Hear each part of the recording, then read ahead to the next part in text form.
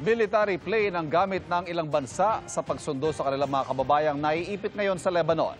Balak din kaya itong gawin ng Pilipinas sa gitna ng hamon sa pagpapalikas? Alamin sa pagtutok ni JP Soriano.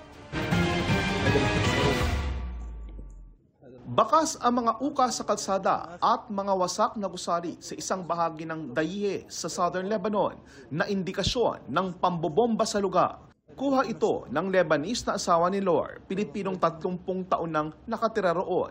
Lumikas na raw ang ilan sa mga kababayan niya sa lugar. Diyos po, nakikita po namin ang bumbang sumasabog. Napakalakas po. Doon po sa lugar namin mismo. Sobrang lakas po. Hanggang ngayon po lumipat kami dito sa malayo-layo. Gabi-gabi po. Hindi po ako makatulog. Sa Southern Lebanon, may halos 300 Pilipino roon na nais sumama sa repatriation efforts ng gobyerno ng Pilipinas. Kasama sa kanila si Lor at kanyang 3 anak. Gusto po nilang umuwi silang 3, gusto po sumama sa akin. Pero ang tatay po nila ay pumayag. Nasa Alert Level 3 o Voluntary Repatriation ang estado ng mga Pilipino sa Lebanon. May ilang Pinoy na handa sanang umuwi ng Pilipinas, pero ilang araw na raw nakakansela ang mga commercial flights nila dahil sa komplikadong sitwasyon sa mga paliparan sa Lebanon. Ayon sa Undersecretary for Migrant Affairs ng Department of Foreign Affairs, sa susunod na linggo, inaasahang matutuloy na ang repatriation. Starting this coming week, there will be more arriving. They arrive in trickles by commercial flights being arranged for by OWA. Remember, it's a all-of-government approach.